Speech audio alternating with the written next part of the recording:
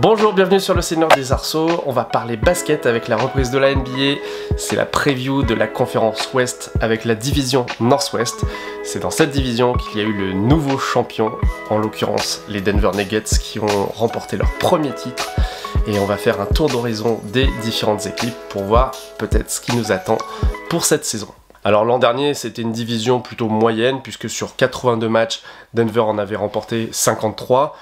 Minnesota 42, Oklahoma City 40, Utah 37 et Portland 33. Donc, on va voir ce que ça peut donner cette année. On va commencer par le champion en titre, Denver.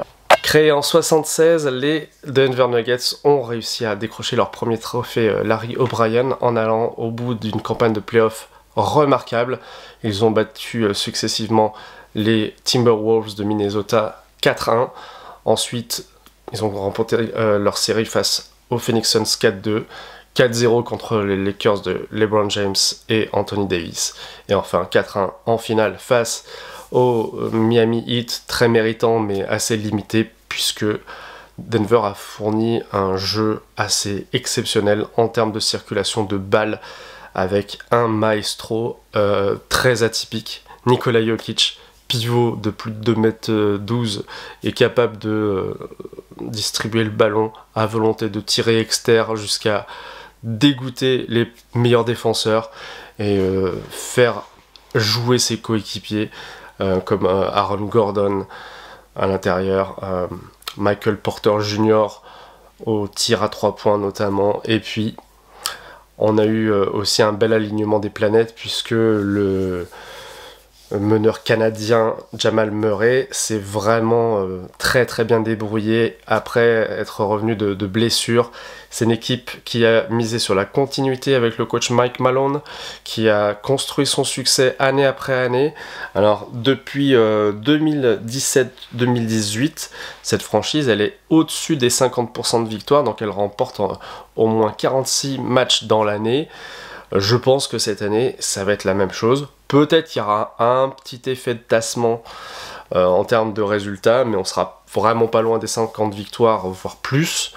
De là à ce que l'équipe soit première de la conférence Ouest, vu la concurrence, pas sûr, mais on peut s'appuyer sur des bases solides, avec aussi cette pression qui a diminué puisque l'équipe est championne maintenant, donc ça c'est fait.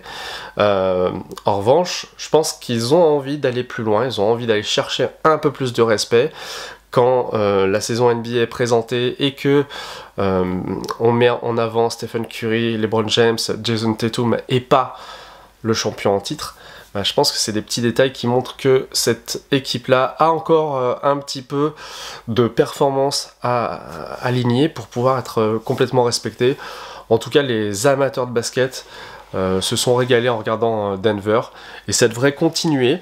Alors, juste sur l'évolution de l'effectif, ils ont perdu quelques joueurs importants mais qui ne pouvaient pas payer, comme Bruce Brown à la main, en remplaçant Jeff Green, qui est parti, je crois, du côté de Houston. Et en termes de recrues, on peut pas dire que ce soit exceptionnel. Il y a un jeune rookie qui s'appelle Julian Strouter. Je sais pas si je dis bien son nom, mais en tout cas, on va voir. Il peut être intéressant. Et on peut avoir l'émergence de Christian Brown, un jeune qui se défendait très bien déjà pour sa saison rookie. Moi je pense que c'est une équipe qui va continuer sur sa lancée. Je n'ai pas cité Kentavious Caldwell-Pope qui est un shooter défenseur remarquable de complémentarité. Donc bon, il faut toujours se méfier d'un champion qui n'a pas été complètement respecté et qui va sans doute faire encore des miracles. Reste à savoir si ça sera suffisant pour vaincre tout le monde à l'ouest. On verra bien. Les Minnesota Timberwolves, eux, ont connu une saison un peu difficile avec de gros changements au début puisque Rudy Gobert est arrivé en échange de pas mal de joueurs, de tours de draft, et ça fait un petit peu polémique, ça a même bousculé le marché des transferts parce que pour un triple défenseur de l'année, eh bien, Minnesota a fait beaucoup de sacrifices en tentant une opération à Twin Towers puisque Karl Anthony Towns, qui se prétendait meilleur shooter des big men, a connu une saison difficile, marquée par une grosse blessure. On a eu un départ de D'Lo, D'Angelo Russell, qui est parti aux Lakers. Le retour comme coéquipier de Mike Conley a fait du bien, je trouve, à notre pivot français. Et ça a équilibré peut-être un petit peu les rôles. À l'aile, on a Jaden McDaniels qui a été prolongé récemment, donc Minnesota investit sur ses joueurs, et ça a été le cas aussi pour celui qui a obtenu son contrat max, qui a été la star de la Coupe du Monde côté américain, puisque Timmy Hosey va reposer complètement sur ce jeune joueur, Anthony Edwards, qui va récupérer le numéro 5 cette année, me semble-t-il, et qui va augmenter encore dans la hiérarchie montée. C'est vraiment la star en devenir, c'est celui qu'il faut suivre pour ses qualités athlétiques, ses qualités de jeu à distance aussi, capable d'artiller et de remettre son équipe en route. Voilà, en espérant que l'alchimie soit meilleure, les Minnesota Timberwolves peuvent peut-être gagner quand même un peu plus de matchs que l'an dernier, peuvent pousser jusqu'à 45-46 wins, d'après moi. On passe au Thunder d'OKC, Oklahoma City, qui est une équipe en devenir et qui commence à décoller sérieusement, puisque l'an dernier ils ont remporté 40 matchs, ce qui n'est pas mal, surtout avec un jeune effectif. Précédemment ils étaient plus à 30% de victoire. Donc là, avec l'arrivée de Chet Holmgren qui a été blessé toute la saison et croisons les doigts qui peut potentiellement vraiment changer les choses dans cette équipe menée par Shai Gilgeous-Alexander, vraiment ça peut permettre au Thunder de faire du bruit et d'être performant, surtout qu'on a l'émergence de pas mal de jeunes joueurs, avec Josh Giddey, l'Australien, qui est capable de distribuer facilement, de voir le jeu, qui a une intelligence magnifique. On a aussi des joueurs assez complémentaires, qui s'intègrent bien dans le collectif, qui peuvent rendre beaucoup de services. Ça manque peut-être encore un peu d'expérience, puisqu'on a une moyenne d'âge qui est assez faible. En tout cas, ils ont un leader. Un homme qui est capable d'être clutch, SGA, qui est capable de transpercer les défenses pour marquer à volonté, qui a un sang-froid remarquable et qui peut tout à fait emmener de nouveau le Thunder en playoff.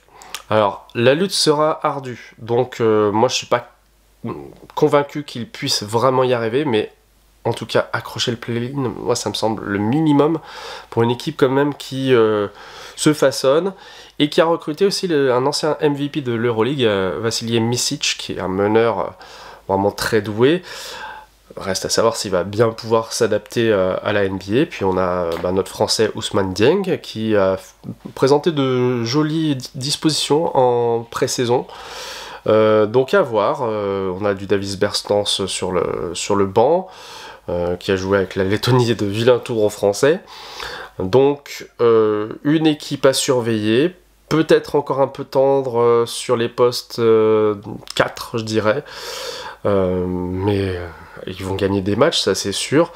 Reste à savoir si ça sera suffisant pour aller en playoff, point d'interrogation. Les Portland Trail Blazers ont tourné enfin la page de Damian Lillard. C'était attendu depuis pas mal de temps, ça a pris un certain nombre de mois, on pensait qu'il allait partir du côté de Miami, et finalement c'était un gros trade avec les Milwaukee Bucks. C'est forcément décevant pour le joueur qui n'a pas pu rester dans son club et obtenir des renforts de choix, parce qu'il a rarement été entouré par d'excellents joueurs. Il y a eu peu de All-Stars à ses côtés. Donc on reconstruit à Portland après une saison assez mitigée, 33 victoires, c'est plutôt faible. Ça ne suffit pas du tout dans cette conférence.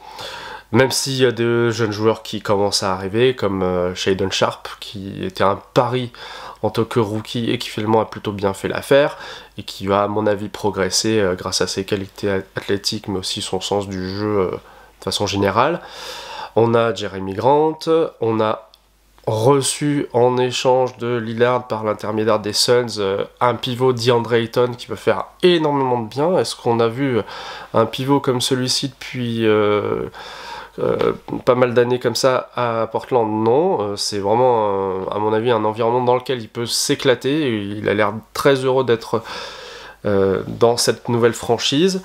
Et puis on a un phénomène rookie qui était certainement en colère de ne pas être numéro 1, Scoot Henderson, meneur athlétique, hyper rapide, percutant, qui va, à mon avis, vouloir prouver que tout le monde avait tort de le placer en numéro 3, puisqu'il n'est même pas allé à Charlotte en numéro 2, c'est Brandon Miller qui a pris cette place.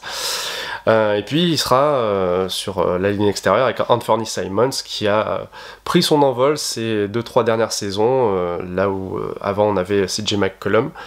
Donc moi je trouve que c'est une équipe qui est sur la reconstruction, mais quand même ils repartent pas de zéro. Ils ont des défenseurs comme Matisse Thybulle, ils ont bien évacué leur je dirais leurs problèmes financiers et aussi le dossier Lillard, comme je le disais tout à l'heure.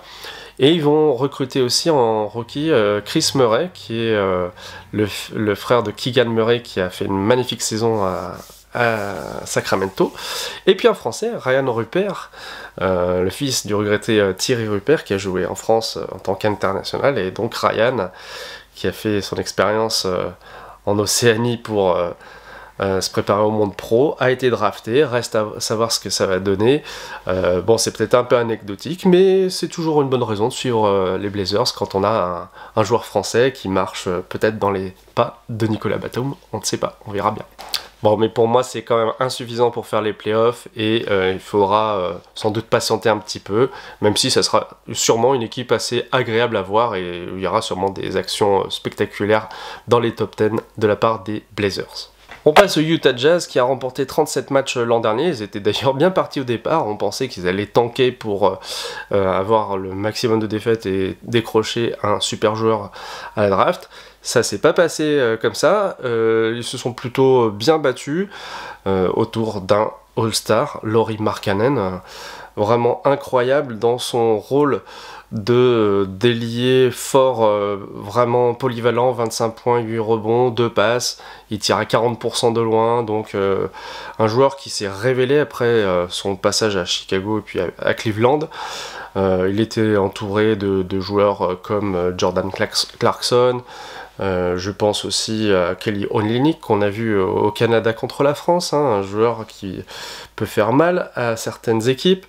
Et puis on a fait venir John Collins d'Atlanta qui au poste 4 se morfondait un petit peu là-bas et qui va avoir l'occasion de montrer qui il est.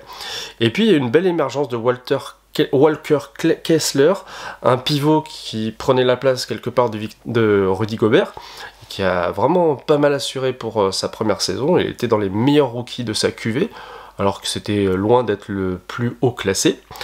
Et ils ont recruté des petits jeunes. Alors il y a Keyonte George, qui est un arrière qui a l'air assez efficace et redoutable en attaque. Et puis Taylor Hendricks qui mesure 2m6 et pèse 95 kg et vraiment qui peut faire sa place au poste 4 en prenant des minutes, en remplaçant peut-être de John Collins. En tout cas, cette équipe-là, à mon avis, ne va pas faire les playoffs. Il n'y a pas eu de révolution particulière. Peut-être qu'ils peuvent accrocher le play-in, mais à mon avis, ça n'ira pas plus loin. Et vous, quels sont vos coups de cœur pour cette division? Dites-le moi et on va se retrouver pour une autre division de la conférence Ouest. Salut et à bientôt.